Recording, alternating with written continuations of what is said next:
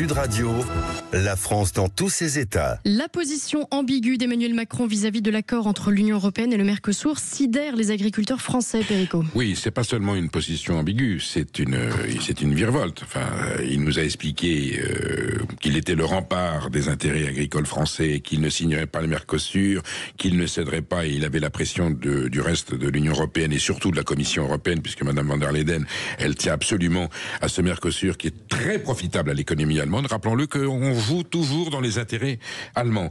Et là, le président de la République va à Belém et nous explique, ben oui, j'ai regardé, finalement on a eu des garanties, c'est positif, on a des contreparties, en fait tout ça n'est pas vérifiable. Et chaque fois qu'on a eu à le mettre en place, on voit bien que finalement les agriculteurs français, parce qu'il y a toujours des clauses qui sont pas applicables. On a même parlé, ça fait presque 8 jours qu'on en parle. J'ai dénoncé avant-hier les clauses de compensation, les concessions qu'on fera pour protéger les agriculteurs devront être compensées par des subventions rajoutées. C'est inadmissible. Et là, l'ambiguïté du président de la République est plus qu'une ambiguïté. Alors évidemment, les agriculteurs parlent de trahison. Les syndicats agricoles qui étaient vent debout, qu'on promène depuis des mois, depuis des années, Gabriel Attal avec sa mode de paille, sa conférence de presse, les lois Egalim qui étaient là pour les protéger, rien n'a évolué. Ils sont toujours dans une situation absolument tragique. La ministre de l'Agriculture va les recevoir, mais elle n'a rien à leur proposer de plus extraordinaire que ça. Si le Mercosur est signé, les produits d'Amérique du Sud rentreront sur le marché français. Des produits qui sont interdits de fabrication en Europe et en France, interdits d'élaboration, vont inonder le marché. Et ça sera une fois de plus nos paysans qui sont déjà à bout, qui sont aux abois, qui étant victimes de cette... C'est une forfaiture politique. Ce traité est une forfaiture politique pour bien des raisons, mais notamment pour nos paysannes et nos paysans qui se battent et qui, chaque jour, on en rajoute une couche de plus pour les pousser dans le désespoir. Donc là, c'est grave.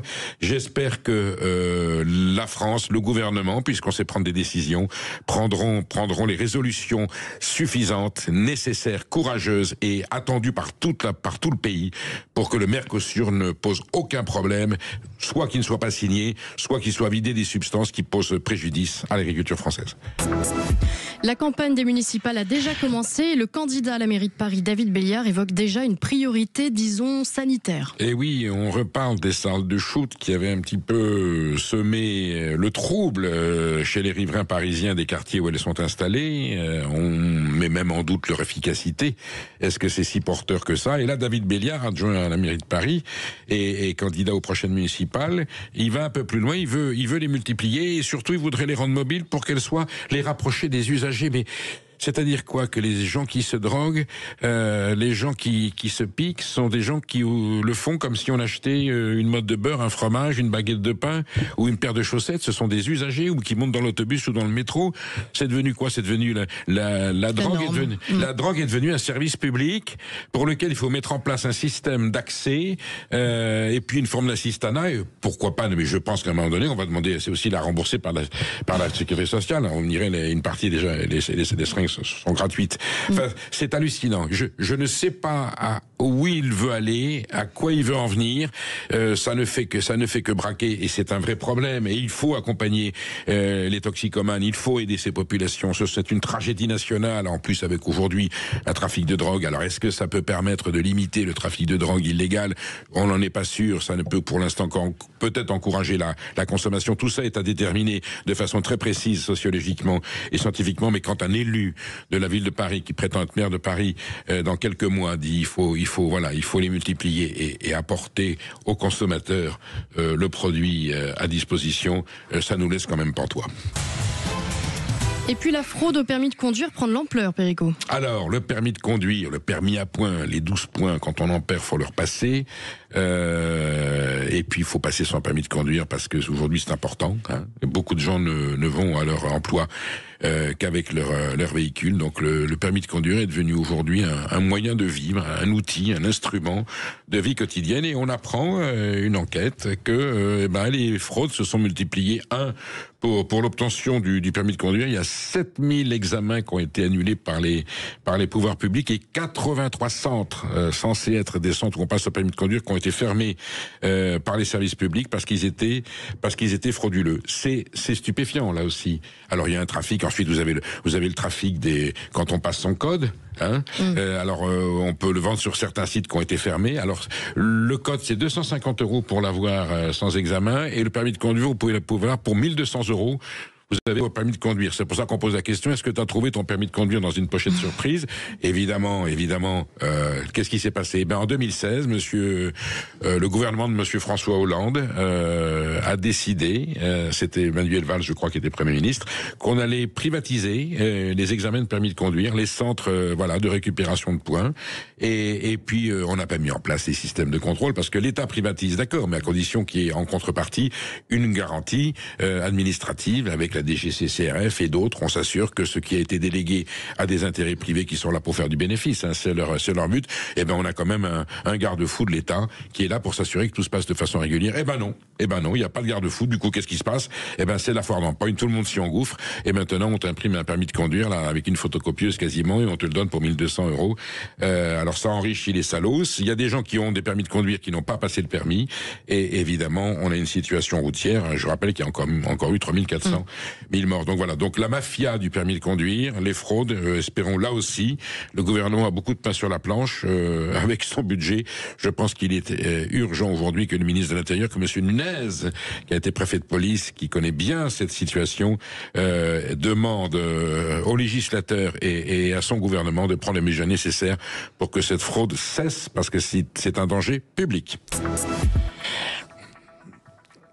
Alors, et puis une déclaration vous a fait bondir. Oui, l'actualité est tellement fournie, ma chère Maud. Une déclaration vous a fait bondir, une comparaison. Je bois trop d'eau. Donc une déclaration vous a fait bondir, Maud Koffler, une comparaison entre pollution et terrorisme. Et je vais tenter d'y aller avec des pincettes, mais c'est pas facile. Ça s'est passé dimanche soir dans l'émission C'est dans l'air sur France 5. Un militant écologiste est invité pour commenter l'ouverture de la COP30 au Brésil.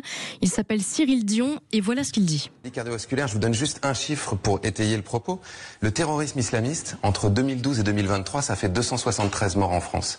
La pollution de l'air, ça a fait entre 500 000 et 1 million de morts en 10 ans, sur la même période. Qu'est-ce qui nous rend le plus en insécurité? Alors c'est là qu'il faut essayer de rester très calme. Dans cette déclaration, je le rappelle, tenue sur le service public dimanche soir, Cyril Dion compare très sereinement les conséquences de la pollution de l'air et les conséquences du terrorisme islamiste. Et c'est OK. Mais déjà, la comparaison est hallucinante. On peut comparer avec des maladies, avec des accidents de la route. Est-ce qu'au moins les chiffres sont fiables? Et non, Perico, parce que selon l'Observatoire de la santé, le nombre de décès liés aux particules fines sur cette même période est de 40 000, pas de 500 000 à 1 million. Mais les chiffres sont quand même énormes, et c'est pas vraiment l'objet de mon indignation. En fait, ce qui m'embête, c'est que ce que dit Cyril Dion, c'est qu'il compare les morts, c'est qu'il minimise le nombre de victimes du terrorisme islamiste, c'est qu'il hiérarchise, et à la veille des commémorations du 13 novembre, avouez que ça fait pas... c'est pas terrible, quoi. Alors, ce que ne montre pas l'extrait, c'est que la journaliste Caroline Roux s'est quand même offusquée. Elle lui a justement rappelé avec ses mots que le tempo pour ce genre de comparaison n'était pas dingue. Et c'est quand même fatigant d'entendre ce genre de discours aberrant une fois de plus sur le service public, parce que pour ces militants légèrement obtus, qui vivent dans un tunnel toute leur vie avec leur tempête émotionnelle et leur égalitarisme maladif, on peut pas mener deux guerres à la fois. Le terrorisme peut attendre, et des gens peuvent bien continuer de mourir sous les balles du fanatisme religieux. Ce sera toujours moins grave que ceux qui meurent à cause de la pollution. Ce discours me dégoûte. C'est quand même stupéfiant. Faire des comparaisons de ce genre. Autrement dit, le terrorisme, oui, d'accord, 273 morts, c'est pas si grave que ça. Et puis, c'est sans demi-mesure. À un moment donné, on n'est jamais dans la nuance, quoi. C'est bien du terrorisme. On va commencer à rentrer dans le détail de savoir la légitimité de ces chiffres. Et puis la pollution. Donc alors la pollution est un terrorisme, c'est ça. Et puis le terrorisme. On met tout sur le même plan. Est un fait divers. C'est quand même hallucinant. C'est le moment de dire peut-être, Perico, à nos auditeurs, que demain nous aurons une émission naturellement dédiée intégralement aux attentats du 13 novembre 2015, et que nous aurons deux témoignages assez forts, celui de Didi à midi 10, qui était le chef de la sécurité du Bataclan à l'époque, qui a sauvé plusieurs vies, et puis Jean-Pierre Vouche, qui était psychiatre, qui avait été dépêché sur place au moment où la tuerie a eu lieu, qui a donc pris en charge à la fois des policiers, il me semble, de la BRI et des victimes.